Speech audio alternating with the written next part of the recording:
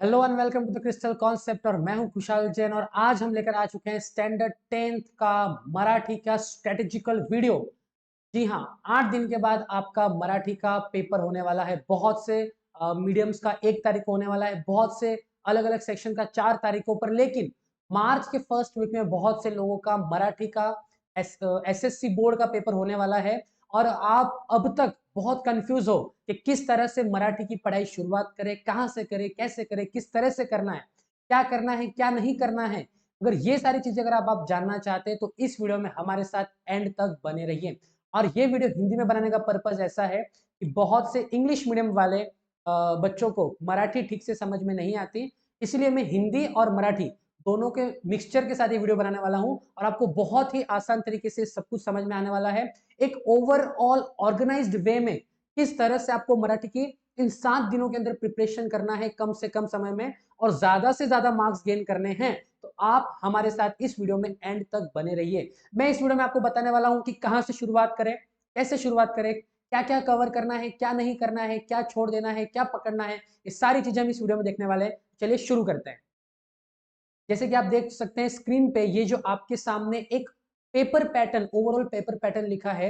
अगर ये आपके माइंड में फोटोकॉपी हो गया, अगर ये आपके माइंड में प्रिंट हो गया, तो आपको पता चलेगा कि आप ज्यादा से ज्यादा मार्क्स कहां गेन कर सकते हैं, कौन सा एरिया ऑफ सेक्शन आपका वीक है, कौन सा एरिया ऑफ सेक्शन आपका ज्यादा स्ट्रांग है, कहां पे आप ज्यादा मार्क्स लूज करोगे, कहां पे आप गेन कर सकते हो। इसलिए इसका स्क्रीनशॉट होना आपके पास बहुत ज्यादा जरूरी है और ये पूरा पैटर्न आपको याद होना चाहिए। पहला इसमें हम बात करते हैं मराठी के पेपर की, जो कि इसमें पहला विभाग, अगर हम विभाग 1 की बात करें तो विभाग 1 में आपको पहला आता है गद्य। गद्य का अर्थ क्या होता है? गद्य का अर्थ होता है पैराग्राफ। ओके, पैराग्राफ आपको पूछा गया है कितने मार्क्स के लिए टोटल?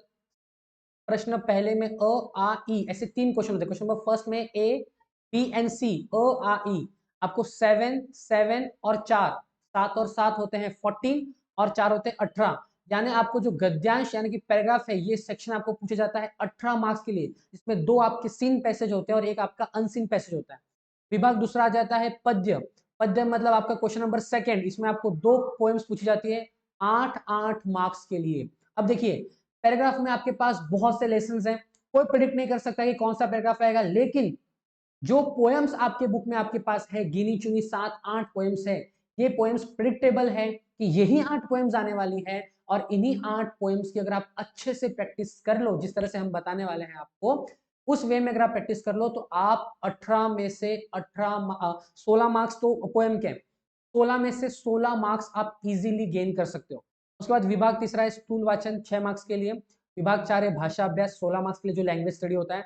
और लास्ट है अपना उपयोजित लेखन, 24 मार्क्स के लिए। तो एक बार से आपको इसका स्क्रीनशॉट ले लेना है, जिससे आपको एक एक आइडिया आ जाने वाला है कि किस तरह से आपको पेपर में कौन से सेक्शन में आपको मार्क्स गेन करना है। इसलिए आप एक बार इसका बहुत ही अच्छे से क्लियर इमेज का स्क्रीनशॉट ले लीजिए। मैं इंक मिटा देता हूँ इसके ऊपर की। ओके, अब अगर हम बात करें कि क्या करना है, कहां से शुरुआत करनी है और कैसे करनी है, तो जिस वे में मैं आपको बता रहा हूं, सबसे पहले आपको मराठी की ना बुक लेके बैठना है ना कुछ करना है, अपने आप को जंबल्ड अप नहीं करना है। आपको सबसे पहले, आपके पास डाइजेस्ट है, आपके पास टारगेट है, आपके पास क्वेश्चन सेट है, इनकी हेल्प से आपको आपकी मराठी की जितनी भी पोएम्स हैं, इन सारी पोएम्स की एक्टिविटीज आपको सॉल्व कर लेनी है। क्योंकि जैसे मैंने कहा कि एक पोएम आपको 8 मार्क्स के लिए पूछी गई है, एक पोएम आपको 8 मार्क्स के लिए पूछी गई है। उसमें क्वेश्चंस कितने पूछे गए? देखो, एक फर्स्ट क्वेश्चन पूछा गया है 2 मार्क्स के लिए, सबसे इजी, देख के बताना है। उसके बाद अगर हम बात करें, क्वेश्चन नंबर 2 वापस आपको पूछा है 2 मार्क्स के लिए, इजी। फिर क्वेश्चन नंबर 3 आपको पूछा है वापस से 2 मार्क्स के लिए, यानी कि टोटल इसके अंदर 6 मार्क्स हो गए। और इसमें एक काव्य सौंदर्य पूछा हुआ है आपको यहाँ पे 2 मार्क्स के लिए। यानी कि जिन बच्चों को मराठी लिखने में दिक्कत होती है, अगर वो स्टार्टिंग के 3 क्वेश्चन भी करते हैं तो आप 6 मार्क्स इजीली गेन कर सकते हो। याद रखना है, आपको एक पोएम होती है 8 मार्क्स के लिए और आपके पूरे बुक में 7 से 8 पोएम्स है। अगर आप सारी पोएम्स की टारगेट, डाइजेस्ट या क्वेश्चन बैंक में से या प्रीवियस ईयर क्वेश्चन पेपर में से अगर आप सारी एक्टिविटी सॉल्व कर लेते हो, जो कि बहुत ज्यादा नहीं है क्योंकि पोएम्स बहुत छोटी छोटी हैं, इसलिए आपके 8 मार्क्स आपके हाथ में है। यानी कि आपको शुरुआत करनी है पोएम के साथ। दूसरा क्वेश्चन अगेन फॉर पोयम, ये पूछा जाता है आपको 8 मार्क्स के लिए। एप्रिसिएशन, रसाग्रहण जिसे हम कहते हैं, ये एप्रिसिएशन भी आपको हर डाइजेस्ट में, क्वेश्चन बैंक में हर जगह मिल जाएगा। इन 8 से 9 पोएम्स का आपको सबका एप्रिसिएशन लिख के लेना है और 8 और 8 16 मार्क्स, यहां से आपको मराठी की पढ़ाई शुरू करनी है। आपको ना लेसन्स पढ़ने ना कुछ नहीं पढ़ना है, आपको शुरुआत पोएम के साथ करनी है। पोएम्स पढ़िए सारी, पोएम्स की एक्टिविटी सॉल्व करिए, बार बार रिपीटेड क्वेश्चन ही बार बार पूछे जाते हैं। और जो एप्रिसिएशन है, यही एप्रिसिएशन आपको 8 मार्क्स के किसी भी पोएम का आने वाला है। तो आपके पास यहाँ पे आ जाते हैं एट द एंड 16 मार्क्स आपके हाथ में है। इसके बाद क्या करना है, इसके बाद हमको स्थूल वाचन की ओर जाना है। अब अगर हम लोग मराठी की बात करें तो आपको स्थूल वाचन जो है वो यहाँ पे पूछा गया है 6 मार्क्स के लिए। 6 मार्क्स के लिए स्थूल वाचन पूछा गया। रैपिड रीडिंग मराठी में आपको जाता असताला, मोठे होत असलेल्या मुलांनो और व्युत्पत्तीचे कोश, ये 3 ही स्थूल वाचन है यार, तीनों पढ़ने हैं। और तीनों में कुछ गिने चुने क्वेश्चंस जो बार बार प्रीवियस ईयर में आ चुके हैं, इसके ही आपको प्रैक्टिस करनी है फॉर द 6 मार्क्स। यानी 16 मार्क्स मिलते हैं आपको पोएम के और 6 मार्क्स मिलते हैं आपको स्थूल वाचन के। ये 22 मार्क्स तो आपके इन हैंड है।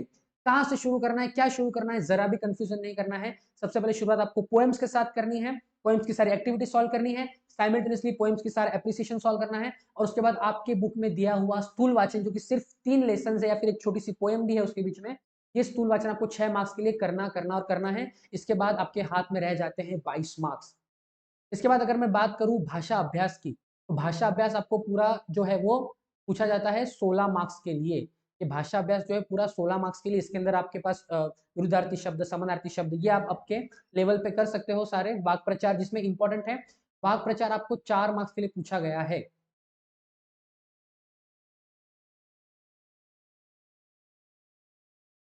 वाक् प्रचार जो रहता है वो आपको, वाक् प्रचार जो आपको 4 मार्क्स के लिए पूछा गया, यानी 16 में से 4 मार्क्स, यानी आपके पास जितने भी वाक् प्रचार आपके लेसन में है ये आप कर सकते हो।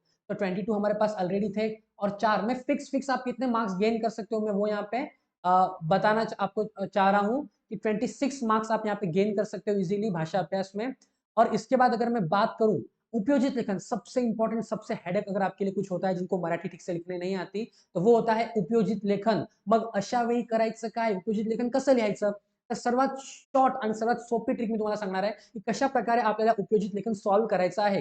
तर क्वेश्चन नंबर 5 प्रश्न क्रमांक 5 इकडे विचारलेला आहे, कोणतीही एक कृती करा। बहुत से मैक्सिमम स्टूडेंट्स ये गलती करते हैं कि हमको स्कूल में पत्र इतने बार प्रैक्टिस करवाते हैं कि हमारा सारांश लेखन की ओर ध्यान ही नहीं जाता। बल्कि बल्कि बल्कि सबसे ज्यादा मार्क्स अगर आपको कोई गेन करके दे रहा है तो वो सारांश लेखन है। सारांश लेखन कैसे करना है, तर आपको जो अपठित गद्यांश दिया हुआ है उसकी लाइंस आपको काउंट करनी है। समझिए उसकी लाइंस है उसकी लाइंस है 9, फिर उसको आपको 1/3 1/3 से उसको मल्टीप्लाई करना है और जितनी लाइंस आपकी आई उतनी लाइंस में ही आपको सारांश लिखना है। देखिए अगर 9 लाइन का पैसेज है तो 3 से 4 लाइन में आपको 6 मार्क्स मिलते हैं। लेकिन अगर आप लेटर में कुछ भी गड़बड़ होती है तो आपको यहाँ पे आपके मार्क्स डिडक्ट होने के चांसेस बहुत ज्यादा है। इसका मतलब क्या, लेटर नहीं लिखना है, लेटर भी जितना आपको आ रहा है उतना लिखना है, लेकिन सारांश लेखन नहीं छोड़ना है। दोनों में से जिसमें ज्यादा मार्क्स मिलेंगे वो मार्क्स आपको ज्यादा कंसिडर किए जाएंगे। सारांश लेखन में अगर कुछ लिखने नहीं आ रहा है तो क्या करें, तो जो पैराग्राफ आपको दिया हुआ है अपठित गद्यांश अनसीन पैसेज, उसमें से ही कुछ लाइन पिकअप करके आप लिख के आइए, लेकिन सारांश लेखन छोड़ना नहीं है। सारांश लेखन इज मस्ट इंपॉर्टेंट, क्योंकि इतना बड़ा लेटर जितना आपको मार्क्स दे रहा है, छोटा सा सारांश लेखन भी उतने ही मार्क्स दे रहा है। इसके बाद बात करें, जाहिरात लेखन है, बहुत इजी है, आपको पता है आसानी से करना है। बातमी लेखन और कथा लेखन में से कोई एक आपको ऑप्शन में चुनना है। तो आप जाहिरात लेखन तो करना ही है, बातमी और कथा में से कोई एक ऑप्शन में लेना है। निबंध लिखना है। देखिए निबंध आपको 3 तरह के पूछे जाते हैं, प्रसंग लेखन, आत्मकथन, और यहाँ पे एक टॉपिक रह गया है। तो 3 या 2 तरह के आपको क्वेश्चन पूछे गए हैं, इसमें से दोनों में से एक करना है।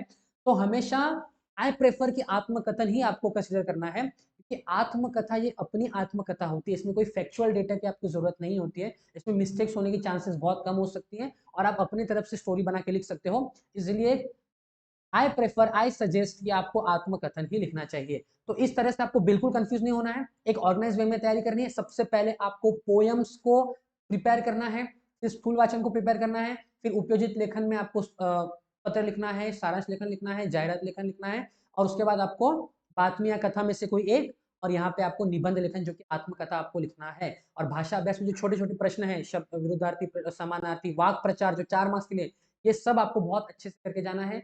तो आई होप आपको ये वीडियो बहुत पसंद आया होगा, समझ में आया होगा, और अब जो आपके दिमाग में जो सारी कंफ्यूजन चल रही है वो क्लियर हुई होगी। Thank you so much. Share this video, subscribe us, share us, thank you.